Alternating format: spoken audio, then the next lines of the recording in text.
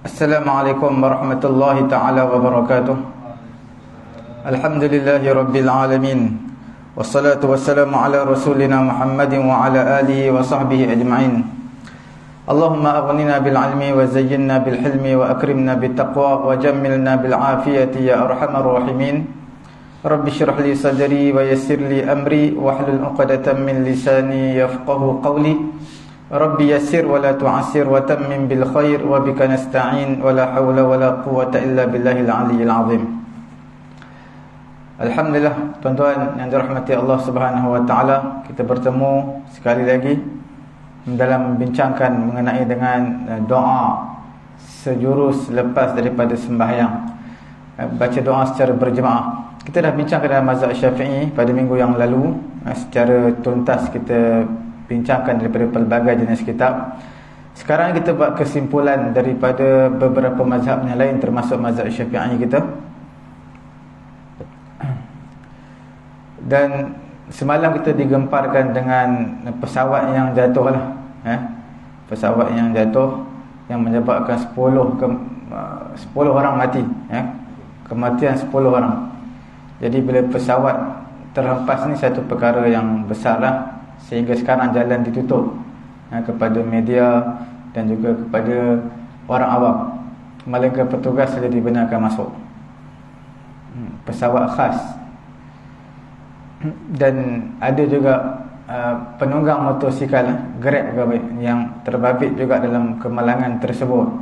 Sebab kita lihat sendiri video yang mana telah dipaparkan di media-media sosial, iaitu begitu laju pula, kita tak nampak dia terhempas, nampak api je, terhempas terus nampak asap dan juga api. Dan penunggang salah seorang di kalangan mereka juga ada penunggang motosikal. Semoga Allah Ta'ala merahmati semua sekali. Dan bila sebut tentang ajal manusia ini, bukan kata terhempas. Sebenarnya ajal ini datang tepat pada waktu dia. Cuma yang terhempas, terhimpak kapal terbang, jatuh kapal terbang ke atas dia, itu semua adalah sebagai satu asbab. Sebenarnya ajal telah tertulis di ketentuan Allah Subhanahu wa taala, yang dia akan mati pada saat tersebut. Jadi apa saja asbab, sama ada jatuh kapal terbang ke, terhimpak kapal terbang atau sebagainya, maka itu semua sebagai asbab. Kalau tak ada asbab, semua manusia akan marah kepada malaikat Israel. Kerja dia cabut nyawa je. Jadi untuk rasa hilang marah kepada malaikat Israel ni, maka Allah Ta'ala datangkan beberapa asbab kematian. Dengan sebab itulah berlakunya kematian. Dan Nabi SAW mengajar juga kepada kita, Allahumma hafadni, wahai Allah. Nabi ajar kepada kita doa zikir pagi dan petang. Allahumma hafadni min baini yadayya wa min khalfi wa an yamini wa an shimali wa min fawqi wa a'udzu bi'azamatika an ughtala min tahti.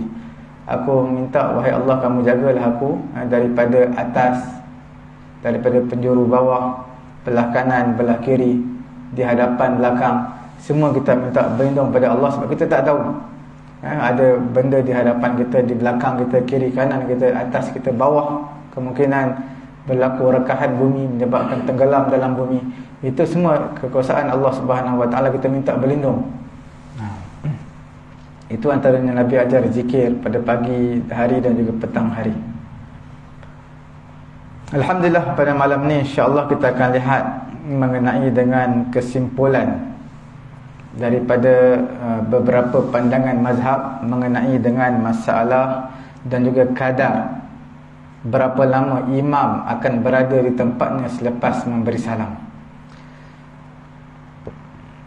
Secara umumnya kita beritahu pada minggu yang lalu mengenai dengan doa secara berjemaah sejurus selepas solat fardu, dengan cara berjemaah seperti mana berlaku pada hari ini. Sebenarnya tak pernah berlaku pada zaman Nabi SAW, dan juga tidak berlaku juga pada zaman Khulafa ar-Rasyidin, iaitu Sayyidina Abu Bakar, Umar, Osman dan juga Ali radhiyallahu ta'ala anhum. Dan tak pernah juga berlaku doa secara berjemaah ini pada Qurun al-Mufaddalah, kurun-kurun ataupun era yang terbaik, iaitu zaman sahabat, zaman tabi'in dan juga zaman tabi'in selepas daripada itu. Hanya saja berlaku pada kurun yang mutaakhirah, iaitu yang terkemudian ini, kerana sebahagian ulama menganggap perkara tersebut baik dan sebahagian ulama tak bersetuju dan menganggap perkara tersebut satu perkara yang bid'ah. Tujuan kita bincang pada malam ni bukanlah kita nak menghentikan doa secara berjemaah, tidak. Cuma kita nak melihat pandangan-pandangan daripada pelbagai mazhab yang berbeza pandangan, berbeza pendapat mereka dalam kitab-kitab mereka. Okey, kita lihat pertama sekali kita lihat apa yang disebut dalam mazhab Hanafi. Kesimpulan daripada mazhab Hanafi, kalau baca satu-satu agak panjang, jadi saya ambil kesimpulan sahaja. Mazhab Hanafi mengenai dengan masalah ini, la siyamal mutaqaddimun minhum, terutamanya seperti mana pendapat ulama-ulama yang awal, mutaqaddimun, ulama-ulama yang terawal. Seperti mana yang kita sebutkan, adamu muksil imam, mana imam tak duduk di tempat semayang selepas salam. Bahkan imam bangun daripada tempat dia, bangun daripada tempat dia apabila solat tersebut di antara solat-solat yang tidak ada solat sunat selepasnya. Mana contoh solat sunat, solat fardu subuh, solat fardu asar, tidak ada solat selepas dia. Lepas beri salam, imam akan bangun, sama ada duduk bersama jemaah atau duduk di bahagian belakang. Itu pendapat mazhab Hanafi. Sekiranya sembahyang tidak ada, sembahyang fardu yang tidak ada sembahyang ba'diyah selepas dia, sekiranya ada sembahyang ba'diyah selepas dia, maka imam diberi pilihan, dua pilihan. Contohnya sembahyang fardu zuhur, sembahyang fardu maghrib, fardu isyak. Pada ketika itu imam diberi pilihan, sama ada imam nak berada kekal di tempat dia, masih stay di tempat imam, iaitu dia sibukkan diri dengan zikir, dengan doa, tetapi dalam masa yang sama harus imam tadi mengubah posisi kedudukan dia ataupun kondisi duduk dia. Wa imma al-qiyam wal insiraf, ataupun dia boleh bangun pergi tempat lain, macam wirid di belakang atau wirid bersama dengan makmum, bersama duduk dalam saf bersama makmum. Dia ada dua pilihan dalam mazhab Hanafi. Dan pandangan mereka ini menunjukkan imam tidak akan duduk di tempat dia selepas memberi salam sebagai satu tanda. Tanda apa? Iaitu mereka tidak berpandangan ada doa secara berjemaah oleh imam selepas daripada sembahyang fardu, walaupun perkara ini masyhur pada zaman mutaakhirin, zaman yang terkemudian ini. Jadi kalau imam tak duduk tempat dia, macam lebih lagi lah kalau sembahyang doa secara berjemaah. Ini kita bincang ni mengenai doa secara berjemaah, bukan doa itu memanglah disyariatkan doa. Doa itu sendiri memang dituntut, doa lepas sembahyang. Cuma dari sini perbincangan kita dalam doa secara berjemaah. Okey, kesimpulan daripada mazhab Hanafi yang kita sebutkan tadi, sembahyang sunat, sembahyang fardu yang tak ada sembahyang sunat selepas dia, imam akan bangun, duduk di bahagian belakang atau duduk bersama makmum. Sekiranya ada sembahyang sunat, diberi pilihan nak bangun duduk belakang bersama makmum ataupun nak kekal tempat dia, dengan syarat kalau nak kekal juga tempat dia, ubah kondisi duduk dia supaya orang yang baru masuk tahu imam bukan sedang sembahyang telah selesai, cuma imam wirid saja di tempat dia. Okey, dalam mazhab Maliki, kesimpulan mengenai dengan masalah ini, iaitu tidak disunatkan doa secara berjemaah sejurus selepas daripada sembahyang fardu di sisi ulama mutaqaddimin. Ulama-ulama terdahulu, ulama-ulama awal dalam mazhab Maliki, mereka menyatakan tak disunatkan doa secara berjemaah. Adapun ulama mutaakhirin di kalangan ulama Maliki, dalam mazhab Maliki, mereka menyatakan doa secara berjemaah, mereka telah melaksanakan doa secara berjemaah selepas zaman mutaqaddimin. Zaman ulama-ulama yang awal telah berlalu, datang ulama kemudian, maka mereka doa secara berjemaah. Cuma mereka terbahagi kepada 3 kumpulan selepas mereka sepakat bahawasanya perkara tersebut adalah perkara yang muhdas, perkara yang baharu.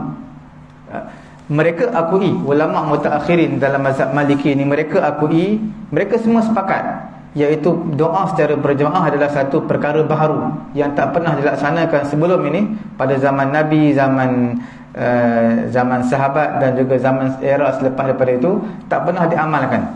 Itu mereka sepakat. Cuma ada pembahagian yang kecil dalam 3 grup kumpulan dalam mazhab Maliki ini. Perkara golongan pertama, mereka berpandangan doa secara berjemaah ini bid'ah, dan juga doa secara berjemaah selepas solat ini adalah perkara yang tidak disyariatkan, kerana dia termasuk dalam muhdatsat al-mustaqbahah, iaitu perkara-perkara baru yang jelek, yang keji. Wahum jullal mutaakhirin taqriban, dan mereka ini kebanyakan ulama mutaakhirin berpendapat seperti itu, ulama mutaakhirin dalam mazhab Maliki, seperti mana Imam Asy-Syihab Al-Qarrafi, Imam Abu Ishaq Asy-Syatibi, dan juga selain daripada mereka. Dalam Al-Mawsu'ah Al-Fiqhiyah Al-Kuwaitiyah, dalam kitab tersebut dinyatakan, lam ajid man yaqulu bita'min ala du'a'il imam ba'da salah illa ba'dal malikiyah. Aku tidak mendapati ulama yang mengatakan amin ke atas doa imam selepas solat, melainkan sebahagian di kalangan ulama Maliki. Mana mengaminkan doa selepas solat, ada doa mengaminkan doa mengaminkan doa selepas mana imam selesai sembahyang baca doa, makmum mengaminkan. Dalam kitab Al-Mawsu'ah Al-Fiqhiyah Al-Kuwaitiyah, dia menyatakan, aku tak dapati ulama menyatakan ulama berpandangan dituntut untuk menyebut perkataan amin, melainkan sebahagian di kalangan ulama Maliki. Okey.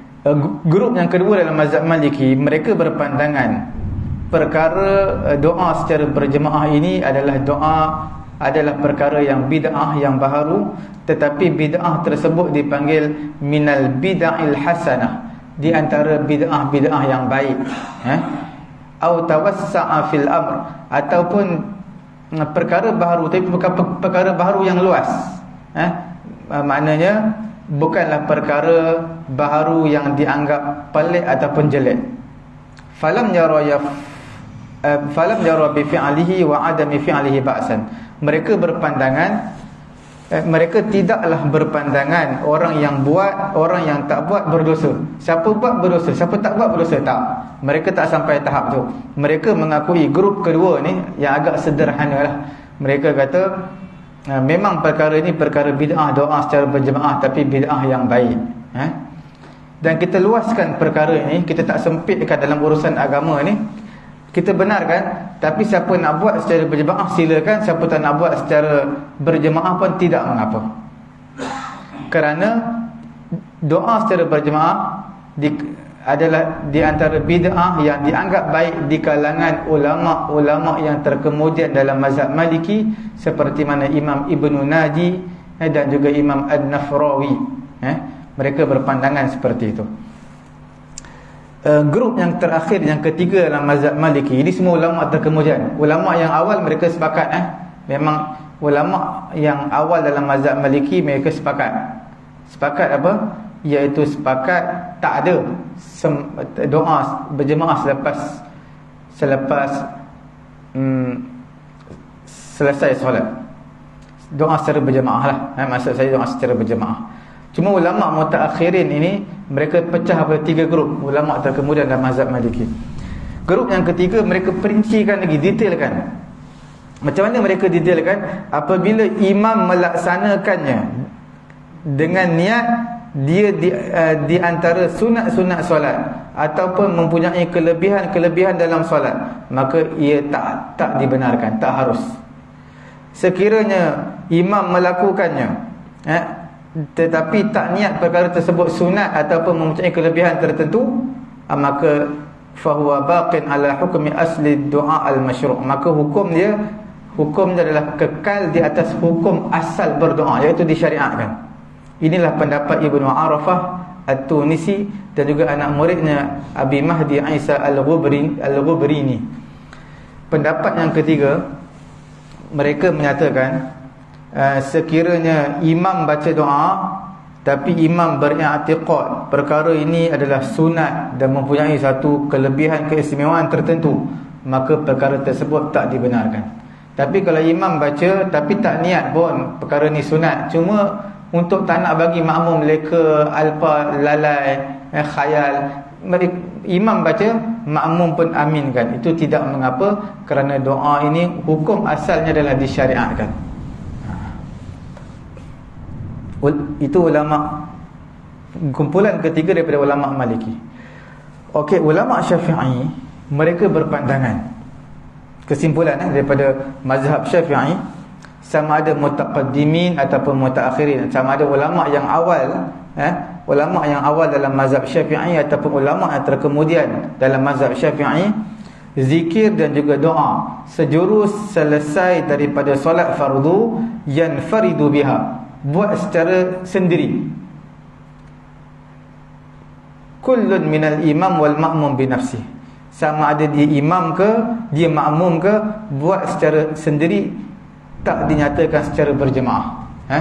Zikir dan juga doa, dua perkara ni selepas solat. Wa yukhfiyani wa la yajharan, dan tak perlu tinggikan suara. Zikir sendiri-sendiri, doa sendiri-sendiri, tak perlu tinggikan, kuatkan suara. Illa, melainkan sekiranya imam niat untuk mengajar kepada makmum, makmum yang tak tahu berzikir, imam ajar dia, makmum boleh ikut sekali, itu imam akan kuatkan. Fayajhar bizikri, dan imam akan kena kuatkan suara berzikir sehinggalah makmum semua dah pandai berzikir, belajar pandai berzikir, dah pandai ikut imam, dah boleh jadi imam dah pun. Kemudian pada ketika itu imam kena stop daripada meninggikan suara ataupun kuatkan suara ketika berzikir selepas makmum semua dah tahu, dah pandai.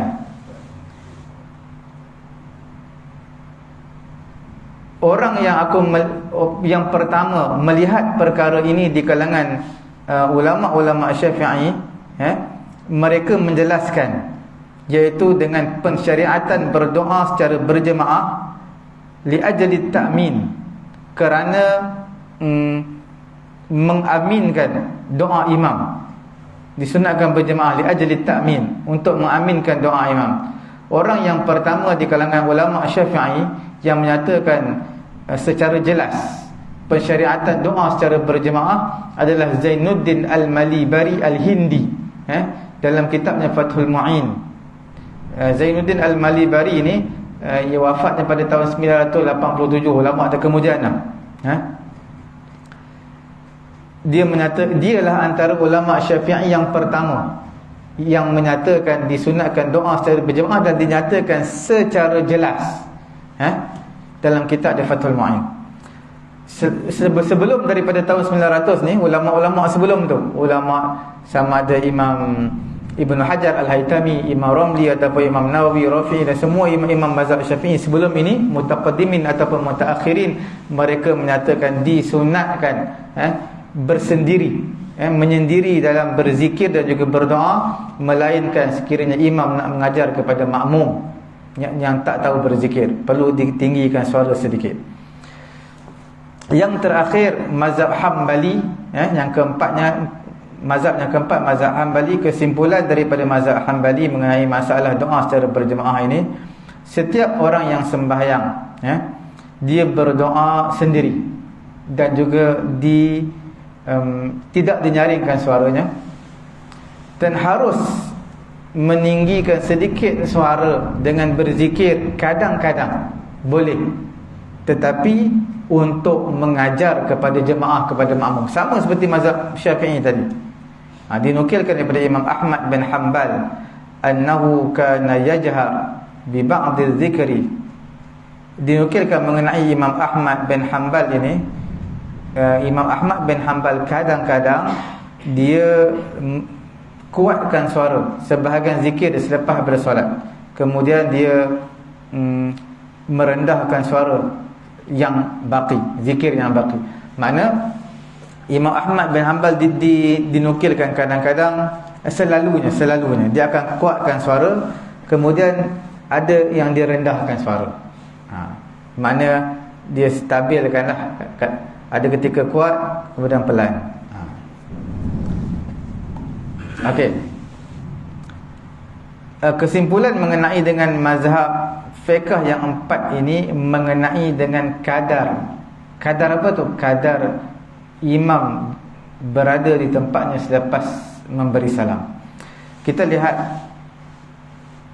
mengetahui kadar imam berada di tempatnya selepas memberi salam, laisat mis-samim bahsina. Itu bukan perbahasan kita pada malam ni. Perbahasan kita mengenai dengan doa secara berjemaah. Wa innama hiya min mukammalatihi wa mutammimatihi. Hanya sahaja sebagai satu penyempurna, pelengkap. Sebab kita nak tahu doa secara berjemaah disyariatkan ataupun tidak, kena tahu juga sebelum doa. Sebelum doa adalah zikir. Okey. Bila sebelum doa zikir, kita kena lihat juga imam adakah berada di tempatnya ataupun berpindah tempat. Kerana mengetahui masalah ini mengenai dengan imam lama mana dia duduk di tempatnya, itu akan memberi satu gambaran yang umum mengenai dengan seolah-olah bagi hint kepada kita mengenai dengan masalah doa secara berjemaah selepas daripada sembahyang fardu. Siapa yang melihat, yang berpandangan di kalangan imam fiqh ini, di kalangan mereka ada berpandangan imam tidak akan duduk di tempat sembahyangnya selepas salam, maka sudah pastilah mereka ini juga berpandangan tidak disyariatkan doa secara berjemaah itu adalah min babi aula, lebih-lebih lagi kalau tidak dilakukan doa secara berjemaah. Sebab kalau imam duduk kat tempat dia pun sekejap je, kemudian dia bangun, menunjukkan doa berjemaah lagi lah, tidak tak dilaksanakan. Berbeza dengan ulama yang berpandangan disyariatkan imam itu duduk di tempat dia semayang dari imam, sejurus lepas beri salam duduk, maka semestinya tidaklah melazimi pensyariatan duduk selepas salam itu disyariatkan doa secara berjemaah selepasnya. Jadi kesimpulan yang saya dapat simpulkan di sini, kalaulah ada ulama menyatakan imam dituntut untuk bangun, pindah tempat, tak perlu duduk di tempatnya selepas daripada memberi salam, salam selesai solat, salam tahallul, maka doa secara berjemaah lebih-lebih lagi tak ada. Tapi kalaulah imam disunatkan, disyariatkan duduk di tempat dia sejurus selepas selesai semayang berzikir, itu juga tidak memestikan imam membaca doa secara berjemaah. Bukanlah makna kalau imam duduk mesti baca doa berjemaah, tidak. Itu perbahasan yang kita akan bincangkan.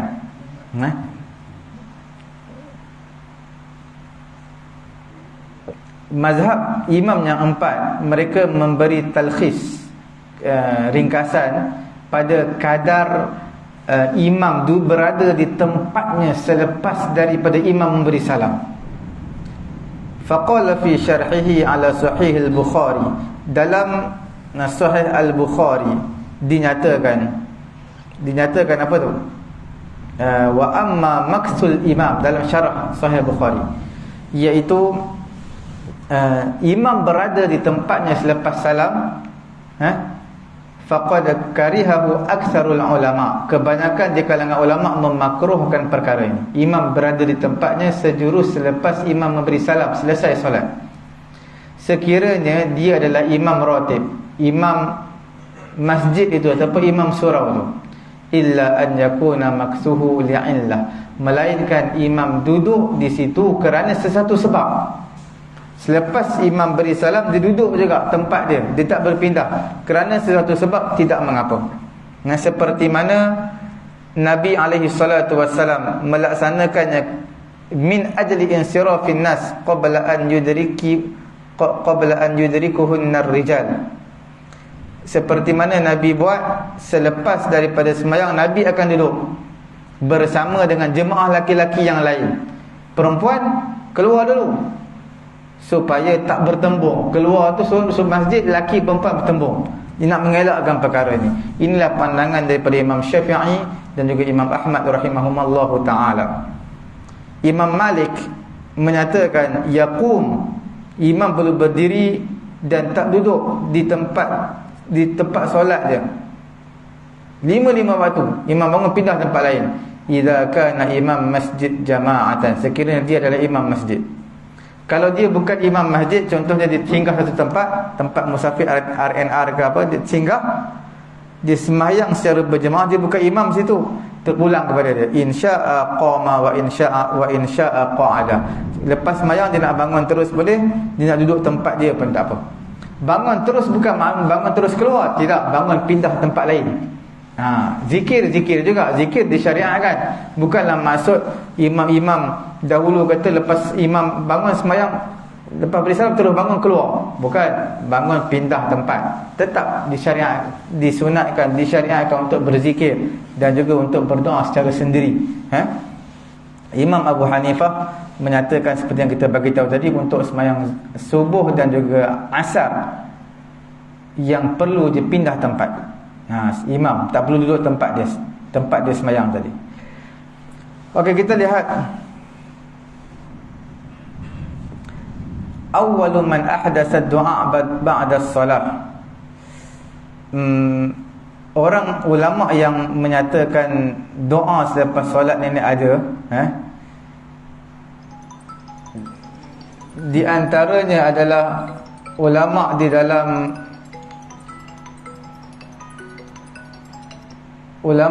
apa? Di dalam mazhab Maliki. Imam Al-Burzuli dia kata awwalu man ahdatsa du'a. Ulama yang pertama yang menyatakan doa selepas solat dan menganggap perkara tersebut baik adalah Al-Imamul Mahdi, Imam Mahdi.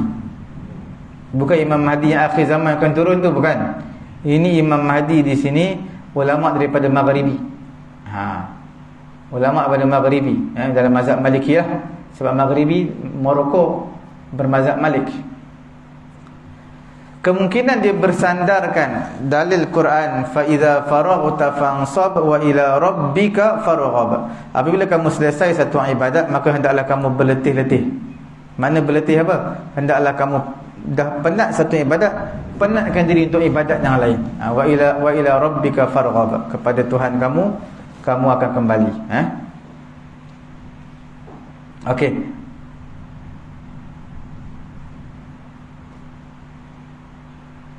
Kemudian kita lihat Ibnu Hajar ada sedikit kritikan kepada Ibnu Qayyim mengenai masalah doa. Di sana ada satu masalah yang mana ada kaitan dengan masalah ini yang dibahaskan. Masalah apa itu? Yang telah dibahaskan oleh Imam Ibnu Qayyim. Wa sabaqa ilaihi syaikhuhu, dan juga telah pun dibahaskan perkara ni sebelum daripada Ibnu Qayyim, iaitu syekh dia, guru dia, iaitu At-Taqi Ibnu Taimiyah rahimahumallahu taala. Kesimpulan dia apa yang disebutkan oleh Ibnu Qayyim dan juga Ibnu Taimiyah, annal afdal fil ad'iyah, seafdal pada doa yang datang sejurus selepas solat ini, al-ad'iyah al-waridah fi duburis salah, iaitu doa-doa yang warid yang datang dalam hadis Nabi sejurus solat, antakuna fi dakhilis solat, jadilah sepatutnya di dalam solat. Doa ni dalam solat. Ibnu Qayyim dengan guru dia Ibnu Taimiyah menyatakan doa ni sepatut dalam solat, bukan luar solat. Lafaz dubur tu makna selepas, sejurus selepas. Nabi kata yang doa-doa selepas daripada solat itu maksud selepas. Dubur makna selepas. merangkumi sebelum salam dan selepas salam. Itu pendapat Ibn Qayyim dan juga Ibn Taymiyah.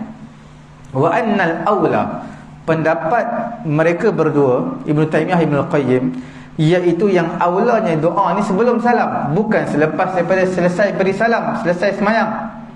Cuma dia menyatakan la ba'sa ladaihima, tidak mengapa apabila seseorang itu berdoa, sama ada imam ataupun makmum ataupun munfaridan aqibas solat, ataupun dia doa seorang-seorang selepas daripada semayang, tak ada masalah.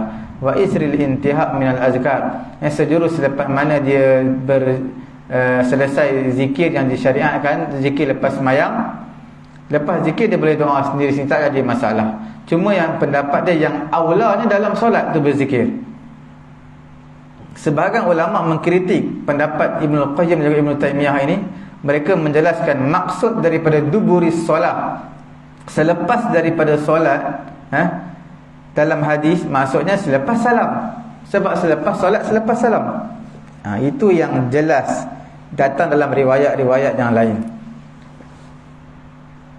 Sepatutnya kita menjelaskan masalah ini sedikit dan kita merungkaikan sedikit pertelingkahan di antara Ibn Qayyim dan gurunya Ibn Taymiyah.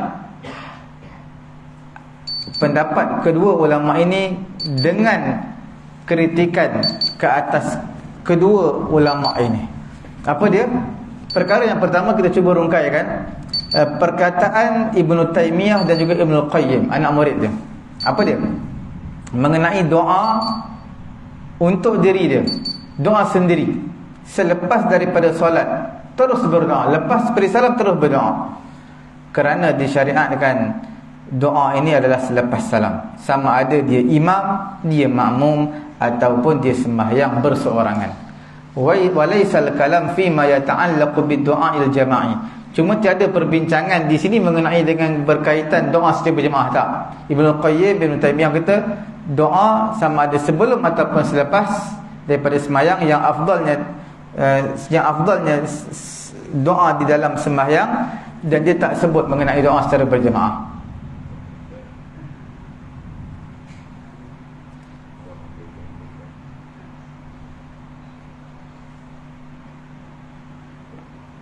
Okey. Perkara kedua yang kita nak rungkaikan mengenai dengan pertembungan pendapat antara Ibn Taymiyah dan juga Ibn Qayyim dengan orang yang mengkritik mereka berdua, annahuma yufarriqan bainal azkar wal ad'iyah. Mereka berdua, Ibn Taymiyah juga Ibn Qayyim, mereka membezakan, memecahkan antara zikir dan juga doa. Jadi Ibn Taymiyah, Ibn Qayyim, dia khususkan doa-doa ini adalah sebelum salam, kerana ada munasabahnya. Ada munasabahnya di antara doa-doa dan zikir dan antara solat. Kan solat ini kita doa juga dalam solat. Dalam solat kita doa juga. Jadi ada munasabahnya di antara doa, zikir dan di antara solat. Sebab tu dia ada kesinambunganlah antara doa, zikir dan solat. Adapun zikir, maka Ibn Taymiyah dan juga Ibn Qayyim mereka mengakui apa? Di sana ada beberapa zikir selepas daripada salam. Mereka akui, bukanlah mereka kata oh lepas salam tak ada zikir. Tidak, mereka akui selepas salam ada zikir, dan ada beberapa doa yang warid daripada Nabi, mana mereka akui selepas daripada salam ada zikir, dan dalam zikir tu ada juga kandungan doa. Nanti kita akan sebutkan sikit. Itu cuma secara ringkasnya begitu, mana mereka pecahkan zikir dan doa. Pendapat Ibn Qayyim, Ibn Taymiyah, dia menyatakan kerana zikir dan doa ni ada kesinambungan dia dengan solat. Perkara yang ketiga, zikir dan solat la yara ba'san wa illam yakun minas sunnah bin nisbati ladaihima. Zikir dan juga doa ini tidak mengapa. La yara ba'san, dia tak berpandangan berdosa. Bukanlah Ibn Qayyim Taimiyah kata tak boleh berzikir, tak boleh berdoa lepas sembahyang, tak. Walaupun mereka berdua berpandangan itu bukanlah sunnah, berzikir dan juga berdoa selepas solat. Wa an yad'ul mar'a bi nafsihi ba'da al-intihai min al-azkar al-mashru'ah.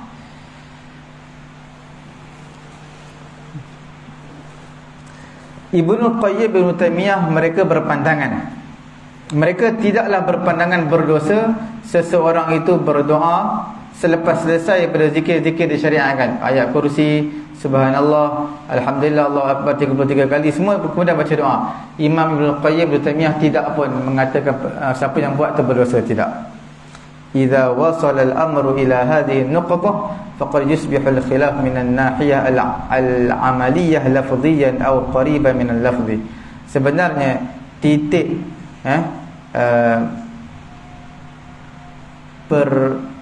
perbezaan di sini, khilaf di sini dari sudut amali, sudut praktikal lah, sama ada lafaz ataupun yang berhampiran dengan lafaz perkataan doa dan juga zikir tu. Ada zikir selepas zikir selepas doa selepas sembahyang, ataupun doa selepas zikir, doa sebelum ketika dalam sembahyang.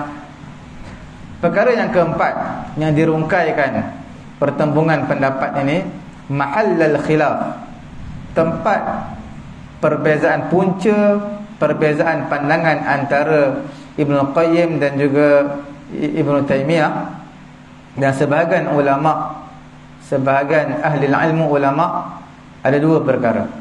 Perkara yang pertama, makna yang dimaksudkan duburis solat, selepas solat yang datang dalam hadis Nabi, mereka berbincang di situ, apakah maksud sejurus selepas solat itu? Adakah maksudnya selepas salam ataupun sebelum memberi salam? Perkara yang kedua, tempat khilafnya adalah istihbabiyatid du'a ba'da salam, dituntut untuk berdoa selepas salam. Ini kembali kepada tahrir makna dubur. Ini sama juga kembali kepada apakah makna dubur itu sendiri. Dubur makna selepas, apakah makna selepas itu? Dan kepada dalil yang lain yang menunjukkan ke atas makna ini. Kebanyakan di kalangan ulama, mereka berpandangan doa selepas salam itu dituntut.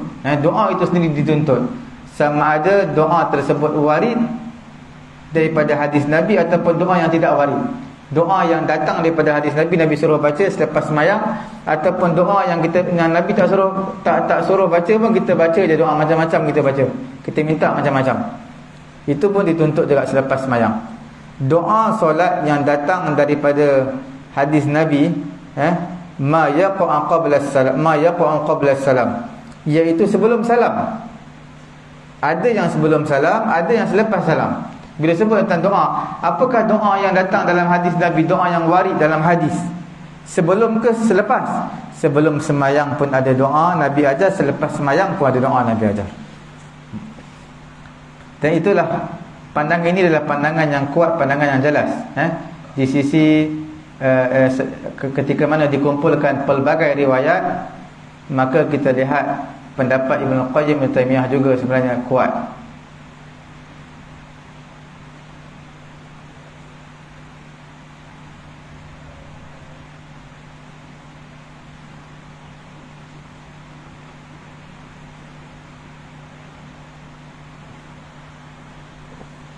Baca sikit ke? Dekat luar hujan ke? Hujan lebat Sementara hujan lebat, kalau saya sempat semaya isyak pun, kau balik-balik pun kena duduk sini. Jadi kita sambung sikit lagi. Okey, doa selepas solat fardu.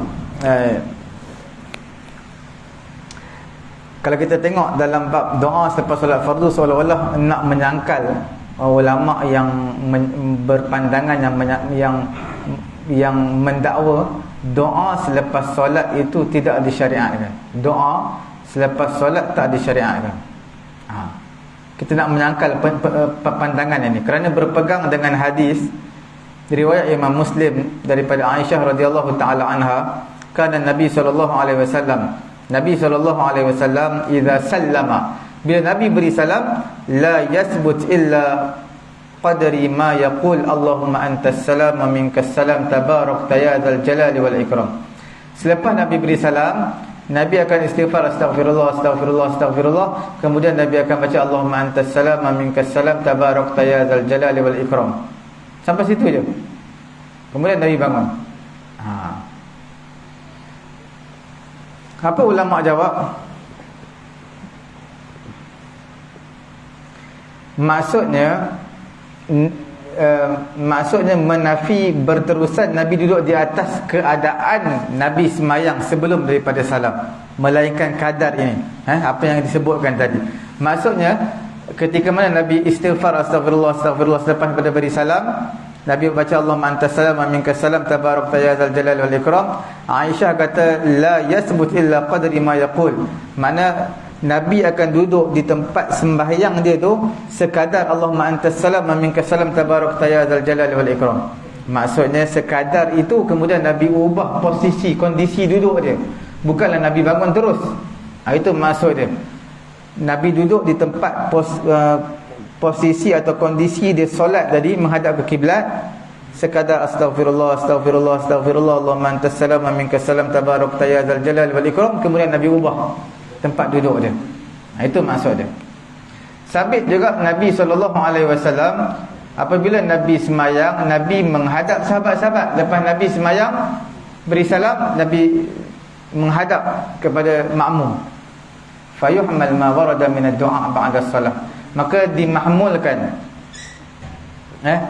apa yang datang daripada doa selepas solat, annahu kana yaqulu ba'da an yaqbala biwajhi ala ashabi. Doa-doa lepas semayang pun Nabi akan baca dia selepas mana Nabi menghadap muka Nabi kepada sahabat-sahabat. Mana Nabi tak hadap kiblat, Nabi baca hadap sahabat-sahabat. Ibnul Qayyim dalam kitabnya Al-Hadi Nabawi menyatakan membaca doa selepas salam selesai solat menghadap ke kiblat. Mana doa, Ibn Qayyim kata doa hadap kiblat bukan hadap makmum.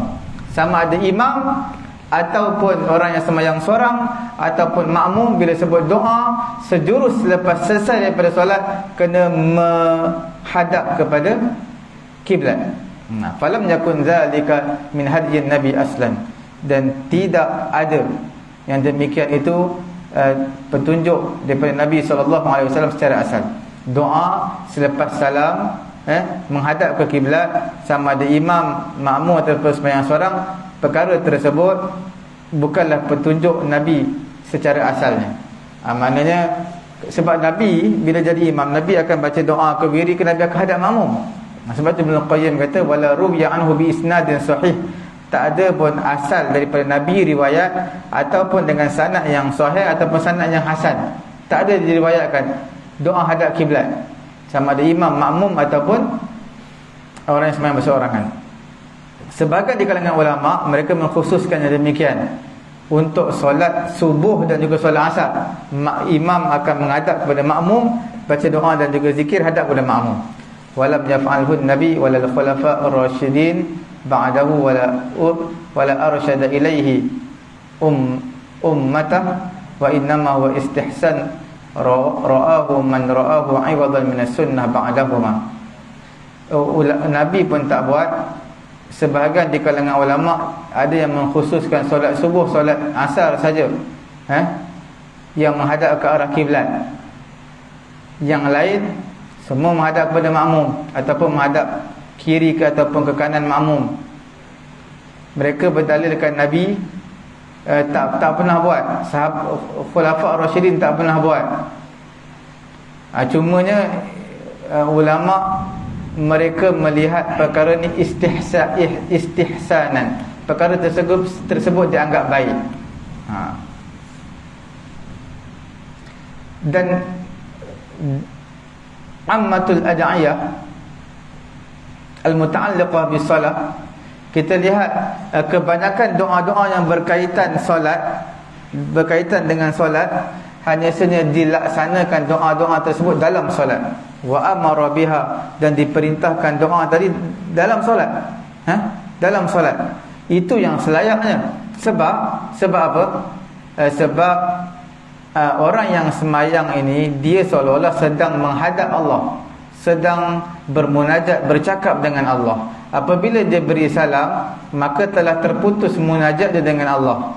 Telah berakhir, berdiri dia hampir dengan Allah Ta'ala.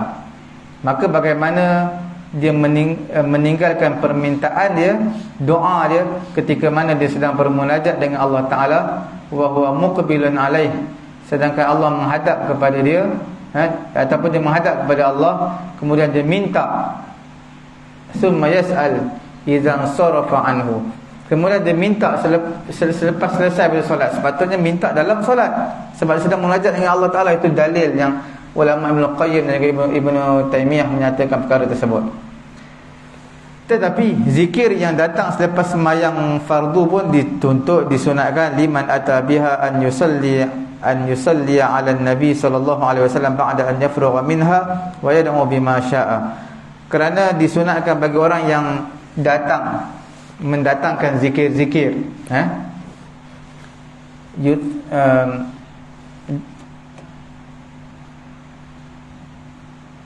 selepas mana dia selesai daripada sembahyang dan juga berdoa apa yang dia nak. Doa tersebut jadilah ibadat yang kedua, iaitu doa itu sejurus selepas ibadat yang kedua. Apa doa itu adalah jadilah dia ibadat yang kedua selepas berzikir. Mana solat, zikir, doa. Itu yang tepatnya. Sabit daripada Muaz bin Jabal, Nabi SAW pernah berkata kepada Muaz, ya Muaz, inni wallahi la uhibbuk, wallahi ya Muaz, aku sayangkan kamu kerana Allah Ta'ala. Fala tada', Nabi kata jangan kamu tinggal, dubura kulli salatin, jangan kamu tinggal sejurus selepas daripada sembahyang, hendaklah kamu katakan Allahumma a'inni ala zikrika wa syukrika wa husna ibadatik.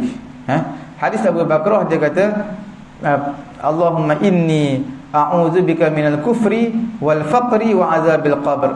Wahai Allah, aku minta berlindung dengan kamu daripada kekufuran, kefakiran dan juga azab kubur. Nabi SAW selalu berdoa dengan doa ini sejurus setiap kali lepas sembahyang. Ini semua doa Nabi baca lepas sembahyang.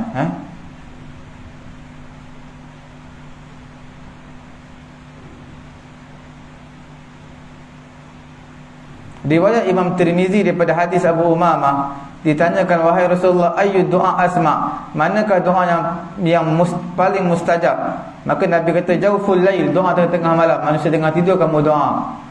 Jauful lailil akhir, malam akhir, malam yang akhir, sebelum subuh tu, sebelum sahur, itu adalah waktu mustajab berdoa. Dan juga yang kedua, Nabi kata duburi salatil maktubat, sejurus lepas sembahyang fardu, sembahyang 5 waktu. Riwayat Ja'far bin Muhammad As-Sadiq menyatakan doa selepas sembahyang fardu lebih afdal berbanding doa selepas sembahyang sunat. Seperti mana afdalnya solat fardu berbanding solat sunat.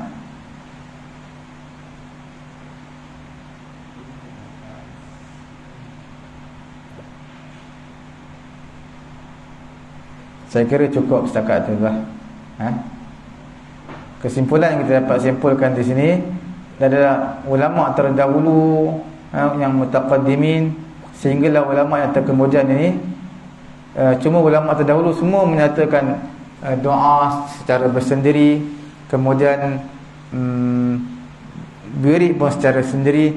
Cuma ulama yang terkemudian, terutama dalam mazhab Maliki, mereka menyatakan ada pandangan yang mendetailkan lagi, dan ada yang berpandangan kuat kerana menganggap dia istihsanan, menganggap perkara tersebut baik. Dan juga Imam Ahmad bin Hanbal juga lebih kurang sama dengan pendapat mazhab Maliki. tidaklah menjadi masalah dalam isu ini sebenarnya, cuma jangan sampai imam tersebut mengganggu makmum yang sedang solat sunat di belakang, ataupun mengganggu makmum yang sedang bacaan masbuk yang nak selesaikan sembahyang fardu dia. Wirid dengan suara yang minimum, kuat yang minimum. Maknanya jangan kuat lah. Kalau volume tu yang slow je, slow, tak kuat, tak mengganggu orang. Sekadar makmum dengar boleh ikut sekali cukup sekadar tulus. Semoga Allah Ta'ala beri kefahaman saya dengan contoh. Ada apa-apa soalan tak? Kalau tak ada apa-apa, kita tutup majlis dengan tasbih kafarah dan suratul Asr. Subhanallahumma wa bihamdihi, subhanakallahumma wa bihamdika, asyhadu an la ilaha illa anta, astaghfiruka wa atubu ilaik. Bismillahirrahmanirrahim. Alhamdulillahirabbil alamin, wassalatu wassalamu ala rasulina Muhammadin wa ala alihi wa sahbihi ajma'in. Allahumma anfa'na bima 'allamtana wa 'allimna ma yanfa'una wa zidna 'ilma. Alhamdulillahi ala kulli hal wa na'udzu billahi min hali ahli an-nar. Rabbana atina fid dunya hasanah wa fil akhirati hasanah wa qina adzaban nar. Wa sallallahu ala sayyidina Muhammadin wa ala alihi wa sahbihi ajma'in. Alhamdulillahi rabbil alamin. Taqabbalallahu.